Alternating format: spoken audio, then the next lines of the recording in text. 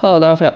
大家見到呢個波開唔開心？興唔興奮？高唔高興？呢個就係最新款嘅 BG4550。重點係乜嘢呢？重點就係大家覺得，究竟佢有冇機會重返呢個 GG7X 嘅一個高峰？咁就係呢個波嘅關鍵。咁成件事呢，我哋揾咗好耐先去買到。我呢，其實呢，就試打少少嘅啫。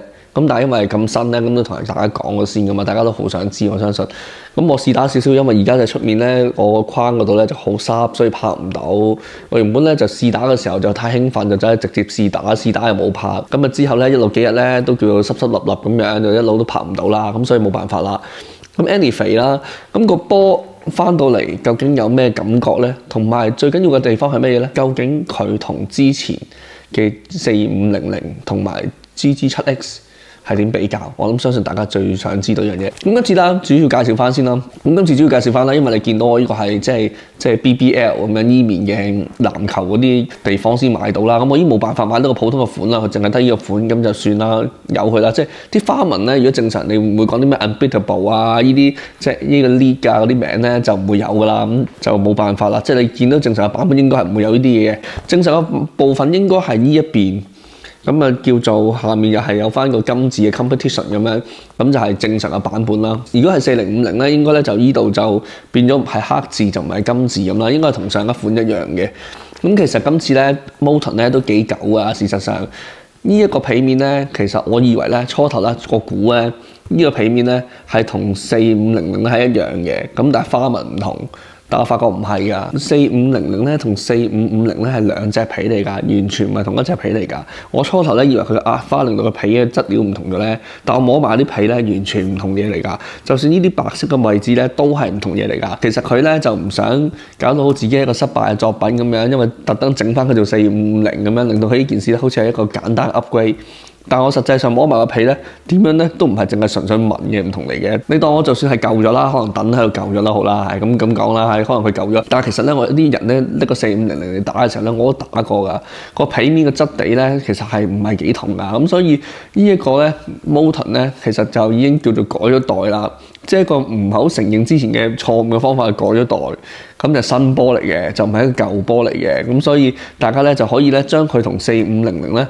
其實咧，你當佢抹咗佢就得㗎啦。即係如果有4500嘅咧，你就算啦。或者如果有再新見到4550出咗，覺得4500抵嘅咧，就千祈唔好買啦。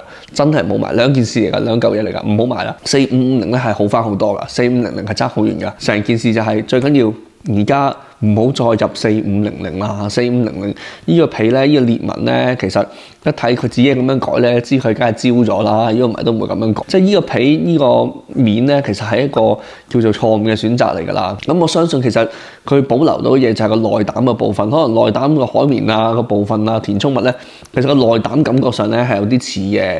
咁但係咧外邊個皮啊紋啊做法咧都係唔同嘅。咁所以咧大家咧就可以忘記呢個 BG4500㗎啦。講翻4550啦，咁係咪叫做有得玩咧，有得拼咧？事實上咧，我覺得都係嘅。即係如果純粹講 grip 咧，4550咧係好好多嘅。即係你見到咧，即係無論 grip 佢揸起上嚟咧，咁樣 hold 住咧，佢壓力咧個位置咧都係容易好多啊。咁我唔想企起身拍啦，我都仲可以揸個波揈嚟揈去嘅咁嘅年紀。咁但係會俾人鬧啊嘛，所以我唔想。呢個 grip 咧，其實個面嘅 grip 咧係好咗好多嘅，即係好翻個4500好多嘅。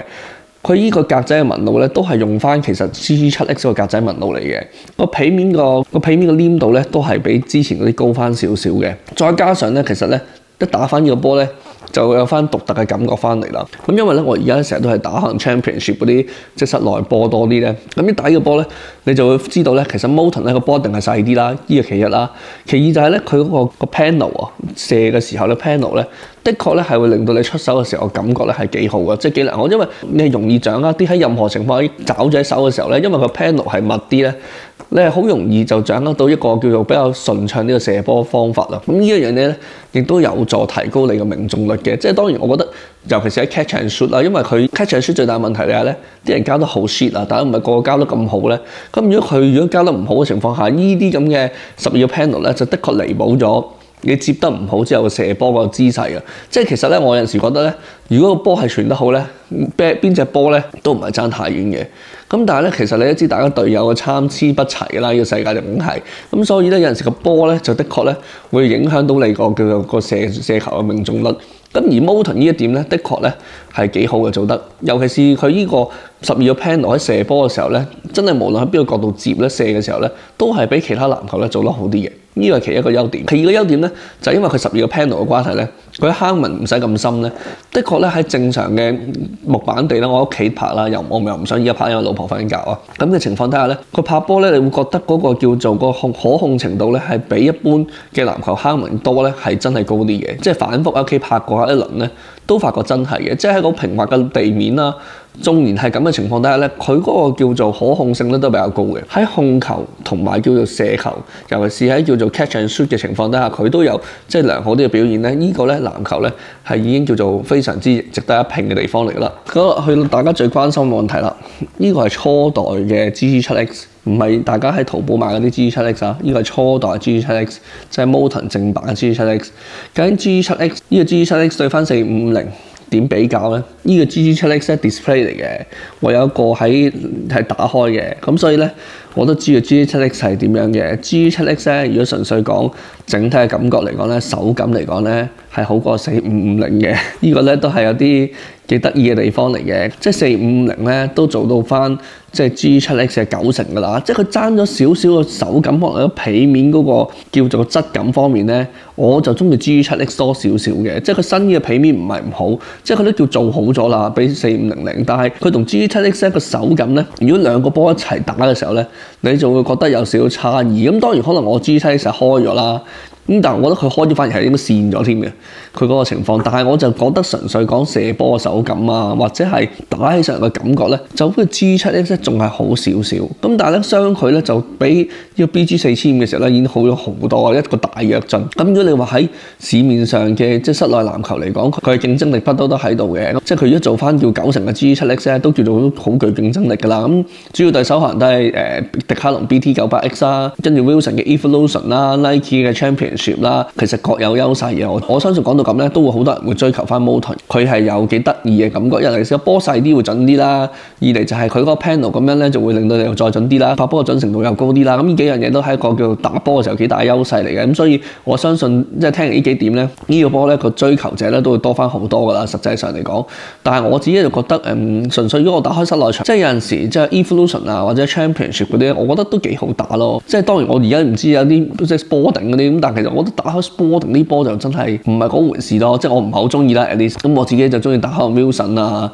即係或者打 Championship 嗰啲咧，就好似對我自己感覺正道啲啦。或者你迪卡龍其實 BT98X 都冇問題㗎。BT98X 咧，因為有一次即係Evo NXT 啊，所以佢手感偏輕咧，有陣時打起上嚟就老人家爭少少咯。覺得即係呢一款其實我覺得都係一個叫做值得一試嘅選擇嚟嘅，因為有唔少嘅朋友仔會中意呢種手感，我相信係即係叫做好似有啲覺得大師兄翻嚟嘅感覺。即係如果香港即係有代理嘅，喂劍尖啊，真係會入喺個，真係有得做啊，唔係講我哋個室內波又未做得出，咁又呢個波都係得一賣嘅波嚟㗎。咁啊，anyway，今日呢度，如果大家有咩問題，下面留言 subscribe 翻上我 channel，撳緊咗收相關資訊啦，拜拜。